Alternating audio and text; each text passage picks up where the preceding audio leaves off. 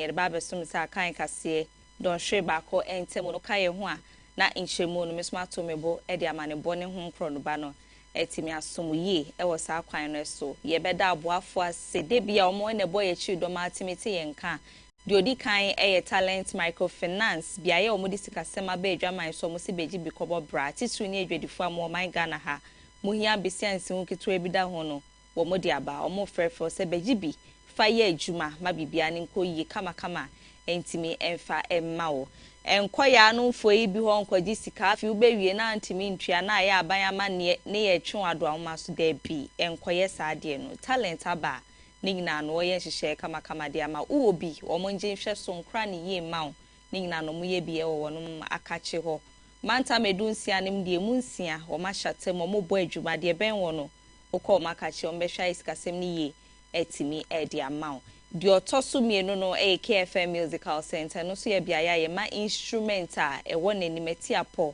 ye nyomtofo ehu edewuro na mebodi amamu ne ntu bia woto nwum oman Ghana ha wo hia instruments ne waka de no KFM Musical Center wakofa bebre na aba eno nya asem keto akarafiti speakers guitar combos drumsticks ene ho nkro no ben na microphones bibia ukopie mu ho a ubenye bi uye ubi nso aye DJ edru weekends albo shows ni ade ahia instrument a wose beji bi bibia e fanyum to ho adwuma bia ye instrument a ti apo ahodi wom no woto nsa de afro na upo mecha kwan kramantem ha de omo akra zongo lane ekobasa wo asante mantem so abia ya de weni beche ni edum wo mo ne Sambra Hotel no na ebo animhwe okowa o mesha ma bibia e fine e de ama de otwa to okra no eye dadaba tech hub eno so eye phones ne ho accessories phone bia wo hia bia no ukopie mo na kache obema bi upe bi e de ache odofo bi upe bi ayusu anase mbomu ye nwumekuo bia eba ni kita hodie ho nsema mpese bibia deda na akwen pepepe no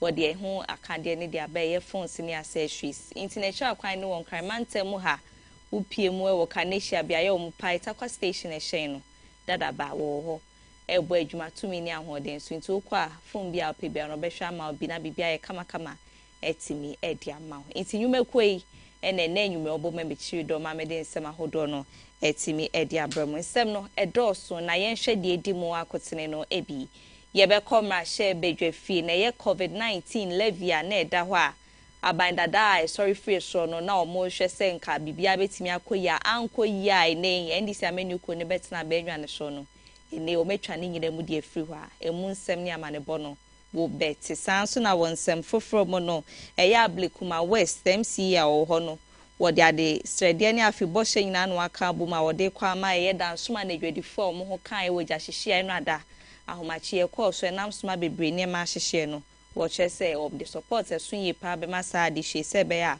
o betimi asan so asori ejira o manamon so ebiem ye bebo ewra edwadie ensemo na ye ndisi amenu ko mo dwumedie mu hyehye no wo mo e de project ba ko ba o maso dwin se eye edwumewra na mo hwe ni mu se ye mabunu yi afim bia ne mu be se 10,000 ne benya edwuma ya no so afọ no hwe edwadie ho nsem so no wo no enede aba betudwa wo sa kwan no so enigide ensem mo no ya de se edweda kwesi boate a ono ye nwumtuni wo man Ghana ha wone ne yere ho nsem bia na ebubotugo no ene update aba no so ho nsem no beti a mede ebesomo ewo kase do nsem afofo bi meka we ho ani nyina no mebeje brani adaje di nchimu ahodo no etimi aba besomo okenkan fo enwume a obetimi nka no eye fiafo suya odi ahoma sesre bidi fremi me fia me basisia me bapa ye shasiamo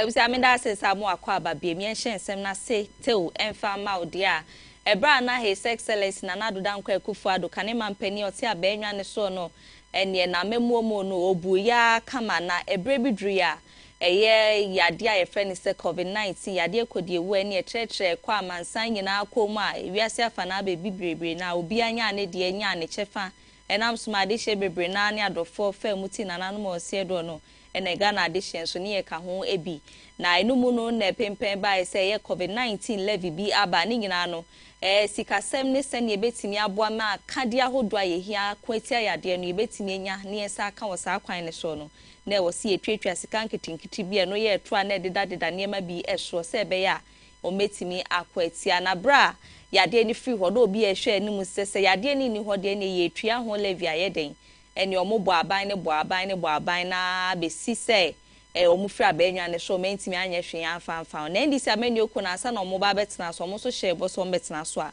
ombetwemu edi free na bra Dr. Keso ato 4 cents so afọ no hwe sika sem ntoto ye o man Ghana ha enche bia okekenkan ye budget 2026 de no wodi hyem so ometwemu edi free na asa na ye beje atum sa ba be ye mra wo man mu no wo sa afa no ye dom kuma ne dom kese ni nyina atena se ekobe nkrom gitum asa na etimi aba be ye mra na o matena se ewa asem ne so enedie COVID-19 levy no penfo chese o meyi ni nyina no etimi die frɛ no mu na dom kuma no ba no deni onmunyafo Alexander Kwame na afenyoma akenjina mu a o kasa ide nsem bebre na to dwa so meyi efrɛ mum na mum no etro ahodo bi egu Ghana ade hye bi enkom a emma ya brabo ne nkoyi mfa mai no mo hwɛ na no so munyi ni nyina no entimi enfemfrɛ mu nto aso ne nkyeremu no eni.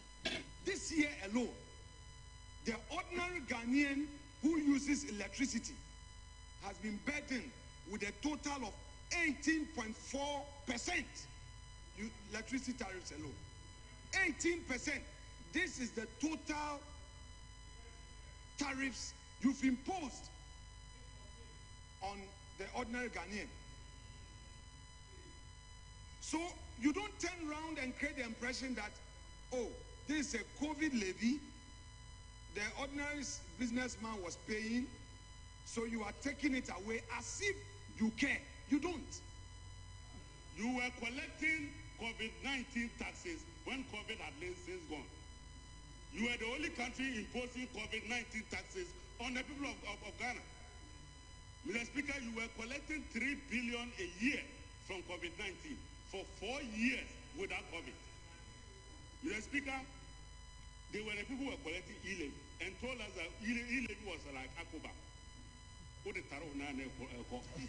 At the conclusion of the debate, the question is, as many as are in favor of the motion say aye. Those against say no. Honorable members, the motion is adopted. Yefri ho na ya to aso akọ New Patriotic Party NPP amenu ko no na sene omo hwe ani mu sa fimpi mienu ne aduonu nsia presidential primary general bosomini de twa so omo de be hyehyɛ so no ene omo gusu a wono ma omo ye enum omo afa forms no omo gusu ne delegate kasa krokro omo danda omo a ne policies ahodo edo omo akoma pono so no omo etimi dia tro omo sembe obetro aba no e dia mom enum na eyod bonyamfo atachi a wono Kanena ono na ye Works and Housing Minister ono aso ye senior lawyer wakasa wo kire mu se hu be hien ye pa na se futu ni kokobe ode kwa ma delegate ni nyina se se bi enye obi a eni eyi ni se wo mbedi amenu ko enim ti ansa no mo beto aba no na afi omo de tumi ni be hye ba akonsa no mo ndwen honhon se de omo de saa tumi ni hye ne sa no wo se fata na se bio eba se ne wo mo yi no afimpi mienu ne aduonu watwi kogina mu him Edem NPP ameni ko no no be tena so se mampanyi a won kogo mani mase wo saa kwan ne so nti omo dwen hu ye pa de omo de saa tumi no hye ne sa se be ya afia ye koye ni mu no ekoba so kopie mu obi man so ye UN ihyemudi ahodo ye ekoso a wo mo man no enim enguase ni kire mu an ne se mo de kan ho eni ene mo ko to chacha na ye de papa ekosi United Nations samunu United Nations oh awurade mmerem ne wiase ye ya na ade no samba biemu a obete madafoka Ghana fo obete madafoka Ghana fo obete awurade yakopɔ mampani na oka madafoka ana wate se ba mu ya waka madafoka da oh awurade besremo ya nto chacha na minimi so obehu ye mobo obebie bi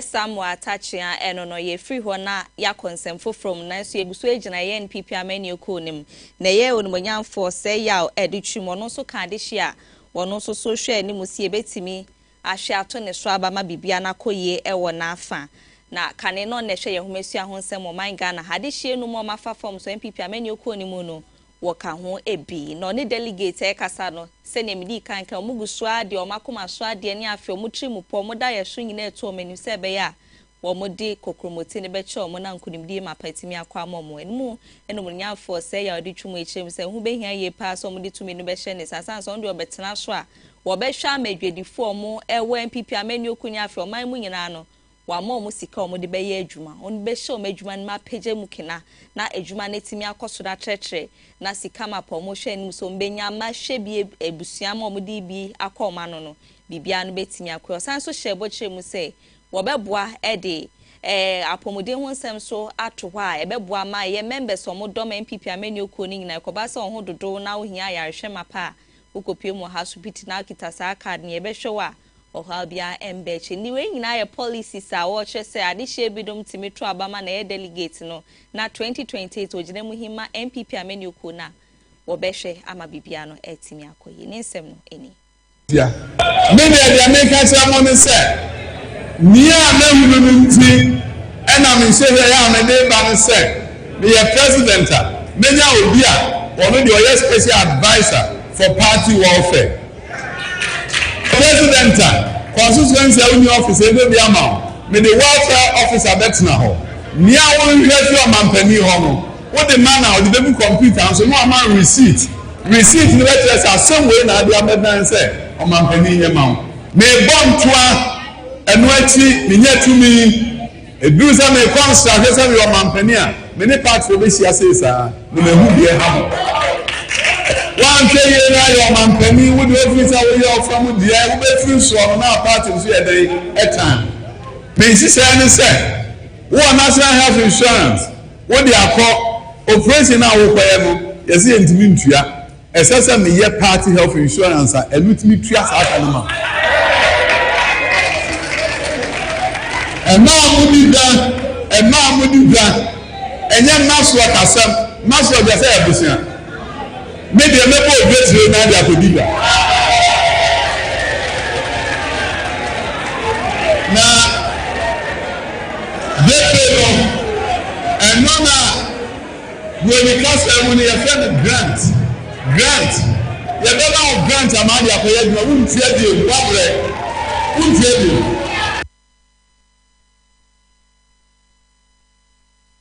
ye free NPP amani okoni mu ani enkopie mu ewo homesua ensem no munyamfo eye high Nigeria so enche bia odbetu dwa chim se ye mofra wo medi dem ewo honam dua ne ho ba bia o ye special children no ehu behia ye pa si ye hwem o homesua ho nsem no etimi ko na enim san se kobasa abofra bi edidem na afin sumpo no wo yare kakra sukuo na obekọ no ye nya abotre ne adaje mfa ma wo no mtinke hu behia ye pa se sa mofra ne ma ye ni ekọ mo ho sebi enye omo pe so mbetimi edrum pempenso ne tibi omu nenso no saa ne yebo omu saa na odoma nkoma ye omo enti sene obi a ono honam dua ne sisi so a wonya homesua ho mfaso no saa na saa ade hye wo se yetimi edema omo na okan no sisi ode abeto dua echiremu se ehu behia ye pa omu de hihye egu akwema sika no sombo 65 million euro mpanyifo ohwese saa sika no metimi dia hye ehumesua ho nseme no kwama eye mofra omu edidem ewo honam dua no se be ansundwe mapane afenso mbetimi afa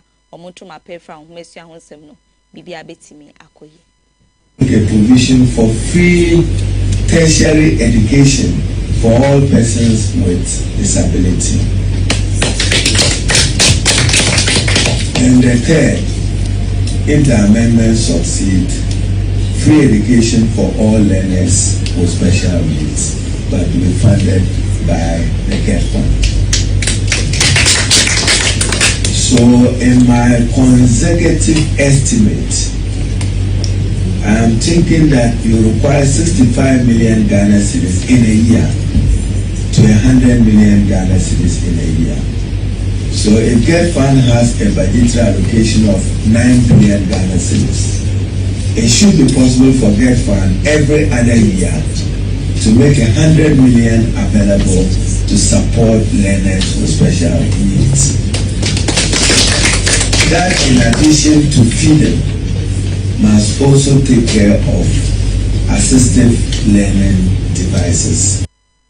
Efiri humesia ho nsem ne akwa mu wa apomuden ensemo ne ye Ministry of Health no wo mo akasa mo chem se hu behie ye pa san so ba so ye ho aniema bebre na na wo so mo ye betimi aboa ma apomuden semetimi akona animo nsese ye artificial intelligence AI ene mo de ba be hyemu bi ahwe se ne betimi aboa adada ne emani na ya apomuden ho nsem no etimi akona anim se ne nyina ye hwe no na ye Dr. Wisdom Atiwo to one ye Director of Research, Statistics and Information Management edema a Ministry of Health on a distance in nyina no etuja.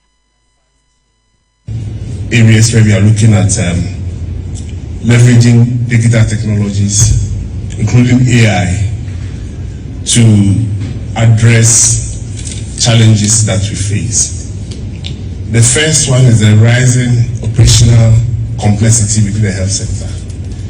The way the population accesses health care and the way healthcare is being delivered now is all changing massively, rapidly, and the ministry is leveraging technology, digital health, to see how that can be used to manage the increasing patient volumes and then also handle the large increasing number of chronic diseases that we see in our country, how we manage them, and how we also deliver specialized services to citizens. And here we are looking at how we can leverage technology infrastructure to do that. We are also faced with challenges within health financing. And while the government has uncapped the National Health Insurance Scheme and also introduced what we call the Mahama Cares, we still think that technology can be used to make these programs very effective so that issues of co-payment or paying out of pocket or what we call catastrophic expenditure in healthcare can be eliminated. So here again, we are trying to see how we can leverage technology to do that. Then we have a major bottleneck towards the adoption of technology. That is the fragmentation of data systems in the healthcare space. And here again, we are trying to see how we can leverage modern technologies to eliminate this fragmentation so that AI can be massively leveraged. Then the bigger problem of supply chain leakages and disruptions. And then finally, for us to be able to do digital transformation, we must see what is happening in real time. So we are looking at how we can leverage analytics and machine learning to improve healthcare operations. So these are the 5 broad areas. There are more, but these are 5 key areas where we are looking at. Na ya pomuden semo ne ekoye futu biaya onmanyafo Alexander Kwame na afenyomaken dom kuma no na no dani ewo ha ono san so ye mrahye bedwani matememfa wono mo ho no na so ye na migina sisia ne nei empanyifo akasa echrem se hyehye ne niema bi e odigu akwam na aboa ye pa ama pomuden nsem no ekonanim na bibia no edida na akwam se ne se na efata se ne America kra etwem eye cholera ya de ne tiatese no omo James sisi anhyehyɛ omo di gu akwam nsesei wo be pie mu e wo saa so ye ho a ene cholera ya de no kra wonte ho nka kra ebiemu na sansem we ye onmonyamfo Paulette Brown wono na ye health director e we futu ne nimpotamu a wo de sansem we emai. So Christmas is approaching. The festivities always come with food, sharing, greeting. I know how cholera is transmitted. If you are not careful, we transmit it to somebody else when you don't wash your hands well. So we're still in the COVID era. Wash your hands well with soap and water before you eat. And we keep our environments clean. And most of all, we use the toilet facilities that is safe, not just going on the shore. So we even though we don't have any cholera yet, we pray we don't have, but we have to be prepared for it, which we are still searching. But then we keep an eye and also adhere to protocols, washing of hands, eating hot food, so that we don't go back to where we were last year. Ewusiante no asem no yenyina so na yento enkra edi kan embra sisia ye ba nsem ne yeto aso edi amam.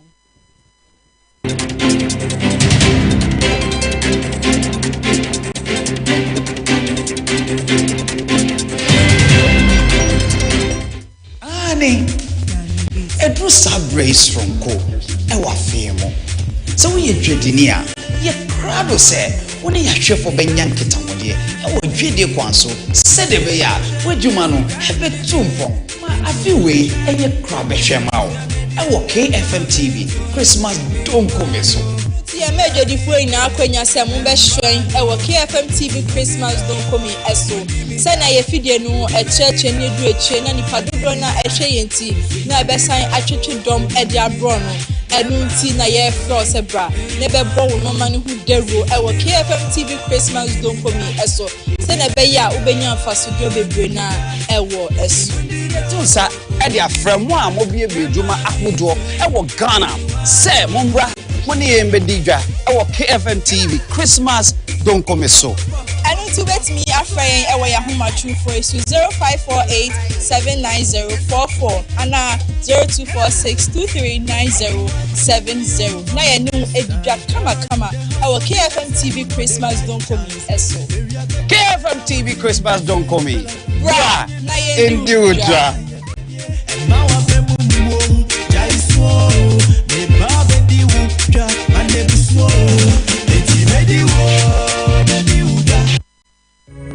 Yo, I'm for and I am my papa at the bar, a KFM musical shopper.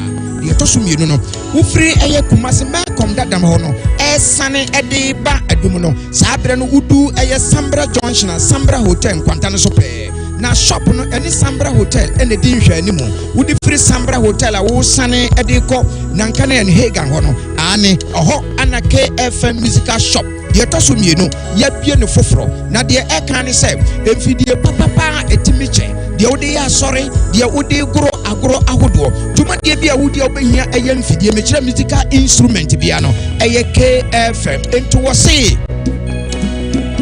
Ghana muntie Asante mai muntie eye KFM musical shop ana sabre ye bie ne foforo mo no chan e wo Prempeh the second street we free all men come down na wo sane ede ko adum no ane udu Sambra Hotel Quantana so na wa dane on sani fa so oho ana KFM musical shop yi ewo ye ne Sambra Hotel ana ehwe animo ye twa abrebia gina mese se be ya proud ana se me ye dwa be free Kumasi ya dum KFM instrument store obi bi sasa se bo men fo dia what to know when you see that what dey near my papa e gina wanim na what to say yes what to know bibi aka wakoma ni nyina free KFM instrument store Kumasi Adum so mi gina na me to know ma bitimi ya ho me ka fi say papa nu anim na mi gina no wo be try e ko ma ya do se kana twa nanka kana ensamfu yi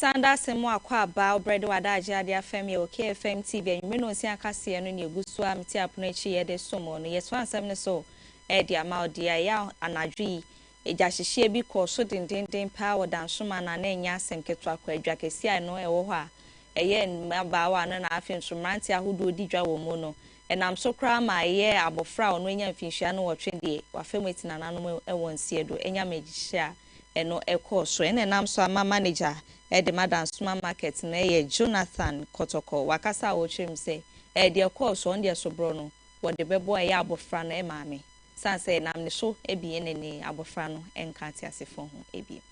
What happened? It was the mother came outside, was crying. They left the daughter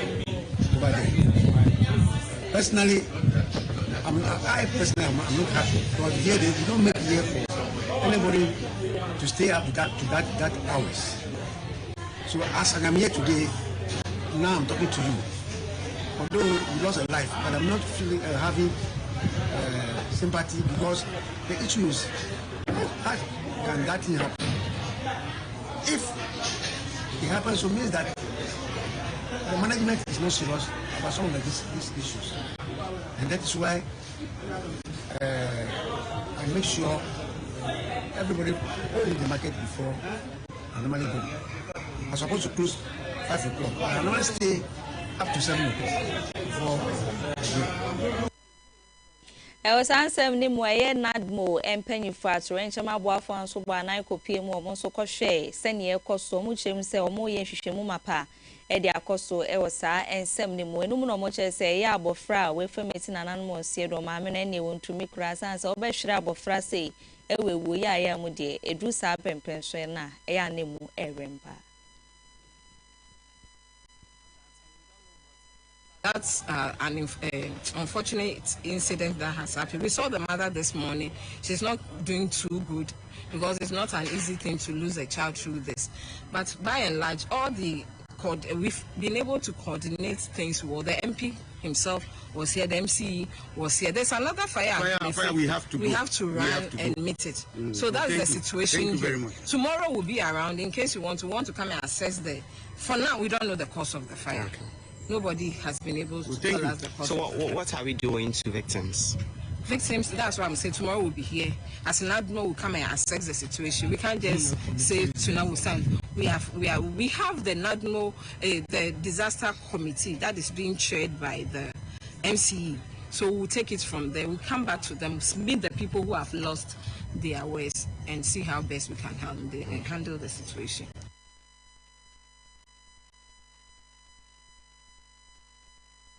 Nenumwa na AMC yabane mu senior wono nso ewa Blekumane ne Mpotem mu eye Onumanyamfo George Papo wono nso kopie mu obiaya asem na esi nenumu no echire odin sembi tudwa o chem se ye support na se emuama pa wono mo ho aka eweja hihie no meba behwe aye bibia kama na obia nso asan asori agina na mo so sene nkane no na etie ewo na brabo mu nchemu ne nsem a opanyi adi tudwa no eni.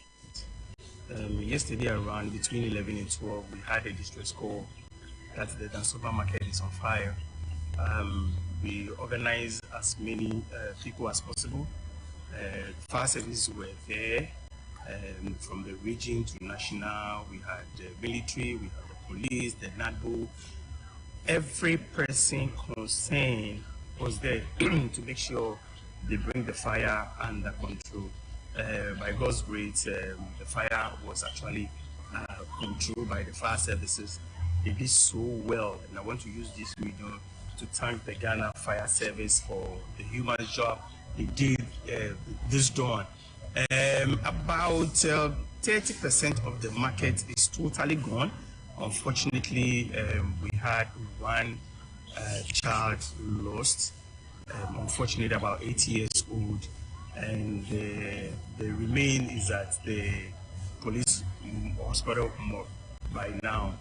And so we had our first meeting with the stakeholders to look at the way forward. Our next meeting will be tomorrow to assess and to actually find out the cause of fire. Hopefully tomorrow, by the end of tomorrow, we'll be able to ascertain what actually happened. About 80 shops are totally gone. We want to again use this medium to encourage the people of Ablekuma West and the market women and all those that have been affected, that together, myself, the assembly, the fire service, the police, NADMO, MP, will do the needful and to make sure that those that are affected are supported. It's just unfortunate that Christmas is just around the corner and this unfortunate incident happening. We will work together to make sure we do the needful. Thank you very much.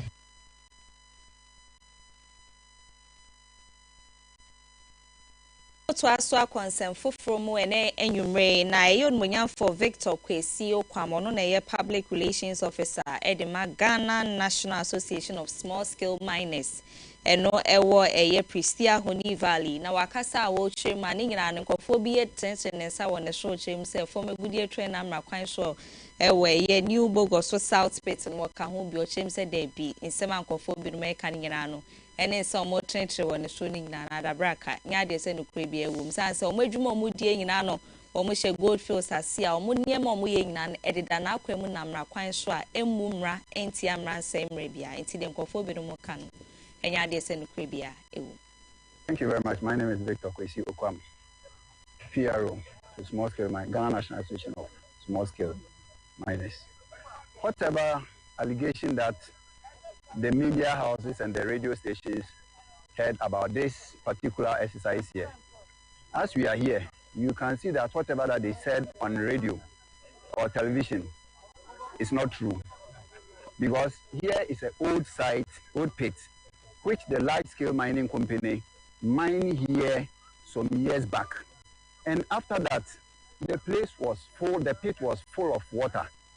That's the reason why they were making that allegation that people are drunk and whatever. Then this is the case that the community youth realized that they can make something better from this particular point. That is the reason why that we pumped the water out and then we rented the excavator to come and then clear the muddy material, which when you look over there, you see that the people living around, they use that place as a refuse dump. My brother, let me give you a little rundown. There is a water in a pit, and you are dumping a refuse in that pit.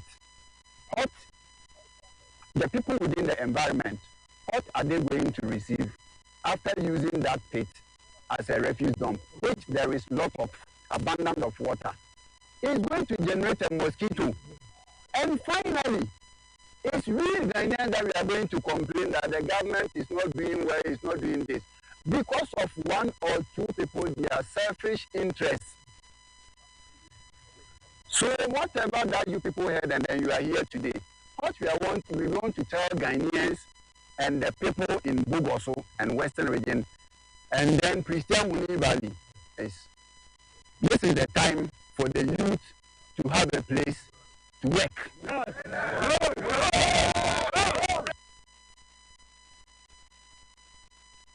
Yemfri we na yento asensem foforo mu fama na ye achechirefo nkabo mu ko a wono mu man Ghana ha miensa no omo aba montiri mu a ne nyina no mu buafu ye pa omo buafu aban na ekuo yi eye nagrat na pretag ne nyina no mu chire mu se wo musike bi e wo sa aban ne hwe yi free hode ma omo no besi sese nya de sa aban ne timi etwa asase kan ne nyina no etimi die free ho e de ama wono mi to mu chire mu aban hwe na wonye de se na emfata nya sa de ne oye chire de ombeti omu ho gu abontene so aye bia womo ebe oye chire de ndende anya asem keto akro mu chese aban ne hwe na ekebia kemu na emma abrabo ni nkoyi mfa mo mo na asecha ne so so aye de ndende ama mo no ene omo de nkrata aba montene chese neni ne ya aban enkotena senko na chinsambra biem no metria saka ni nyina no entimi femfro ni allowance de dan chen nyina I was so mutimi nya de ka adwuma ho ma bibia koye de mo mo no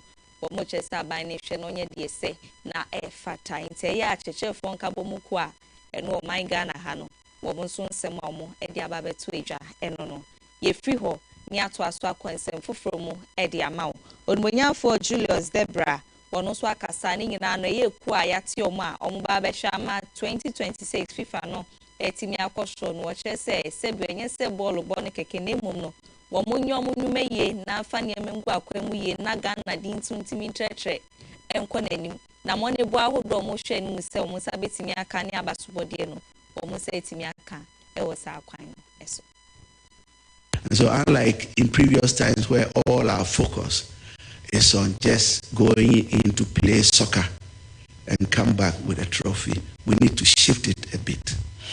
More or less, the part of the objective of this ministerial committee is to plan as to the advantages Ghana as a country can take for the fact that we have an opportunity to display to the whole world that Ghana we've arrived. Because it's not just the playing of the football, but the entire globe is going to focus on what is happening from June next year. For example, we expect you to, as part of your workings, we expect you to lend the technical support to the team and the management team as to how best they can deliver and deliver their maximum best. We also expect you, as part of your activities, to consider modern strategic way of raising funds. If you tell anybody that, look, Ghana is going to be on the world stage, performing for, I don't even have an idea how many TV cameras, TV stations will be airing the World Cup. And so imagine in your mind's eye the fact that the Ghanaian jersey, the Black Star, how many times the name of the country will be mentioned throughout the tournament.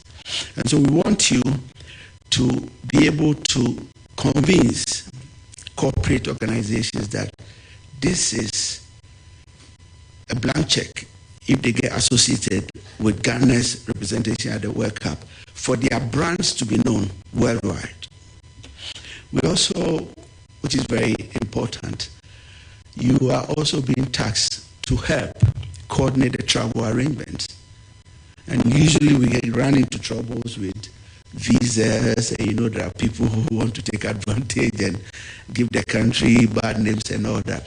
We think your committee needs to have that oversight responsibility in making sure that Ghana's name is not brought into disrepute, even though we want as many funds as possible to be able to travel. And of course, visa facilitation is also very important. Just last Saturday, I was privileged to attend a program with the Chargé d'Affaires of the American Embassy at the Ghana American Chamber of Commerce. And then he said they are going to ensure that as many Ghanaians as possible are able to attend to lend support to our national team. And I thought it was a good statement that we need to follow up, and we expect your committee to make time and follow up with the appropriate officials at the American Embassy to make sure that Ghanaians are given the opportunity to go and cheer up their team. It's also an opportunity for us to sell some of our investment potentials to the we say no eno no yenyina so ene yen dan ni bra sisia na yen to aso e we dwedie ensem.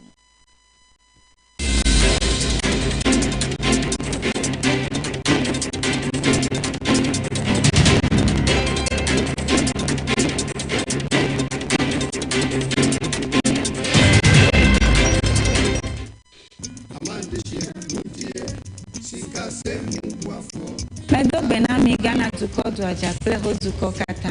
Mie chonyani adeve na micho Talent Microfinance Limited gajra dopa.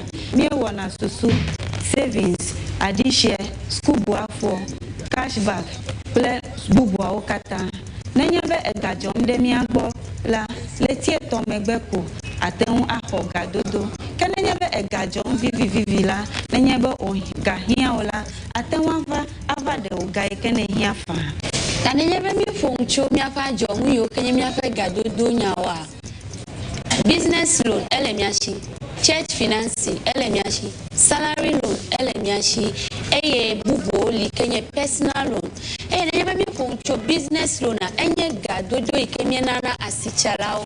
Nenyebe washigba keke alum eleswe uyava talent. Ni pepe gede ngo nenye washigba leswe ne woge okeke gede ji to talent pomo no nenye be mi fonchu mi afa salary loan enye gado mo mi ke mi vuna mi afa jirudu dollar ke ga nyu here va talent o payslip pe bank statement ye kwenye nwi hia na koko ho salary loan le rate mi to keke akeji church financier personal loan va nenye habobo masoli hama eji fofo sankuo jitao olila ashibobwe kekeke nye flege no na no hem v cho jinto jinwade bare kwereka nkpokpo kai ganyu he ya talent kuna kpoke ya ole chagbagba na do tare talent bena wo gado monwa anobo buenanu akpenanu etibe ya nyafi ke talent la talent microfinance jengo ameganshpe ape letina tejibo hotame miape kapomo enya 050-129-1298 alo 050-128-9119 talent oga kwamanu banta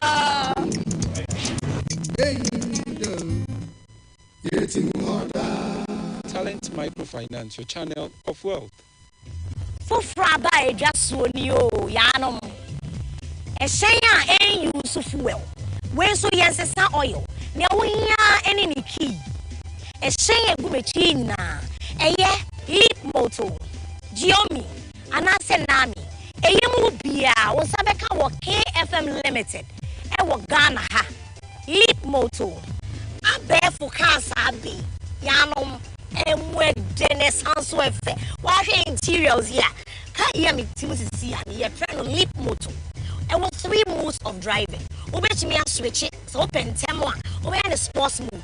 Some person will save you battery. Obey me into economy mood. I said, pentem now open normal riding so your friend is standard. Who charge your battery within 6 hours?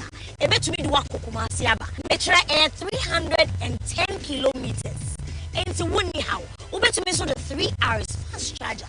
I charge and I'm you fool. Bonama. No Kumasiaba. Said then try the Akano. Giomi. Yawani key. Make sure the key in a bell. Wow, was just in the interior on it here now. Black and white papa. Son of FSNO. Wire screen TNT. A bomber who cano battery aka. Never mileage is also. Where so the 320 kilometers and sana was charging. You bet me a charge in 6 hours. Fast charger 3 hours. I bear for a few years so. You bet me a driving in 3 modes. A year standard, sports, and I say economy. So open time to say me Yanum choose sports was it. You bet me to qualify Hakokubasi. I'm a battery maybe swag because a 320 kilometers. Who charge in 6 hours? You bet me your full battery. Now when you fast charge and swag 3 hours you're set. Making sure so okay the car when you start working. Who be a door and I start. GGOB, black and white. Makoma swat. And some cow dear. Then check in the akano. Yeah, no. I'm there for the animal back on you. The Awiyano key. Making sure so key in the band when you start working. We all know F. Let a new woman sit down. And you're gray your mouth, you know. The any hakakra, any ye mood. As also was screens me, you know. Wait, and more information and we are working on you now. As a best bonum papa, your friend entertainment, the Awiyano, Anne. And that's over to me so driving in 3 modes, just like the others. Standard, and I say sports. So open them up. Car way so. A bet to me to Kwaya Kumasiaba. 330 kilometers. Which I would crowd to make Jesus on one kakra and signed. Who charging the 6 hours, sir? No. So bet to me so charging 3 hours. If I no fast charge. And you know KFM Limited. And they are big just so. Fraying near me Sanka the intentem. So open installment. A high purchase. And train one nasty. We've got you solid.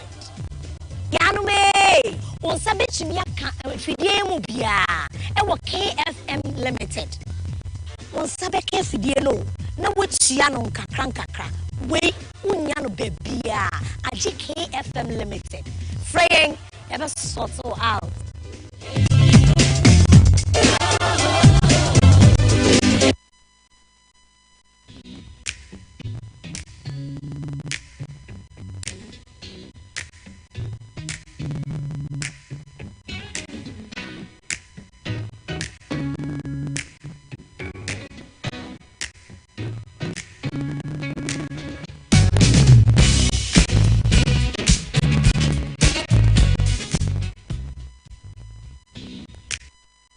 absia yenda asem akwa ababiem na yento aso edwedie mu nsem fama wa enedue eye maami Elizabeth Ofosu ejare wono ene Minister for Trade, Agri-Business and Industry wakasa HM say sene da ban na koma so se unemployment a eno ate se wo man Ghana ha obetimi akwetia na abrase na mebunu ni bebre nya adwumatimi aye na omonsan so bekoma no no ene ne omohwe ni mu se afie bia no mebunu be se 10,000 ena adwumadi a omo ahihya to eno ye adwumewura no ebeboa masa mebunu etimi enya adwuma aye nchemu ni nto aso maami Elizabeth Ejare wodi maye no eni.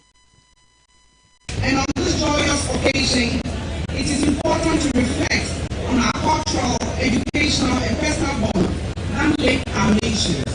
Excellencies, ladies and gentlemen, in this year's theme of celebrating the youth, the government of Ghana reaffirms its deep commitment to empowering the young people of our land. Through the Ejumera program, which aims on an annual basis to support 10,000 young entrepreneurs ages between 18 and 35, through training, startup capital, and mentorship, we are enabling a new generation of business builders to lead our economy. In tandem, the National Apprenticeship Program has been rolled out to equip young Ghanaians with technical and vocational skills in trades such as plumbing, welding, ICT, and auto mechanics, thereby creating pathways into meaningful self-employment.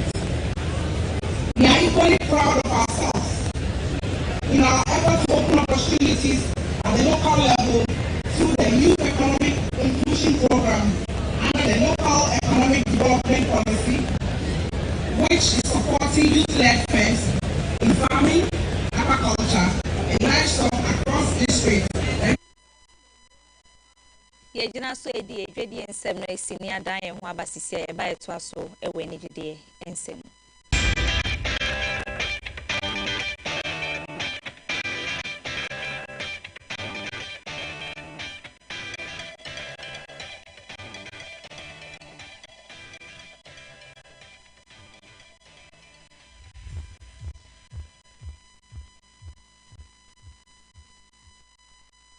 Yento asunwie bibia we ni gide nsem fama odia Edward Akwesi Boate ono ye gospel musician wo man Ghana ha na nenyum to ne so de ohyiase nenye watonyuma che ye pa e wo man Ghana ha eno nya asem keto aka na America kene bede adwase ono ankasa ne ho keni a ye friend say Genevieve Osei Boate one ne ntema atete aware kwan so no monte ho se okunu ne oyiri biem na omo hye omo aware akwantro no na che say eya afia pema hankunu edi okunu enkunu 1999 no moka bomu se okunu ni oyira ne gina no motena ase na Nyankopɔn dumomo eye mma ennan koduru pempen so bia metima se kakraba yo muntem atiteye na enumu na nei onumunyafo Edward Akwesi Boate ndi abetu dwe echem se ono ankasa ne ho kani Genevieve wode no ekwa akopie mu ewo mra kwan so ne nyina na asem di bia wo kyerem a na ejapade ne ho nkro no ba wa ye nyina no a ye ne fie no Worcester or man more hamu pen eduno 50%. Then no and I read the chest Debbie Obano yes and I said you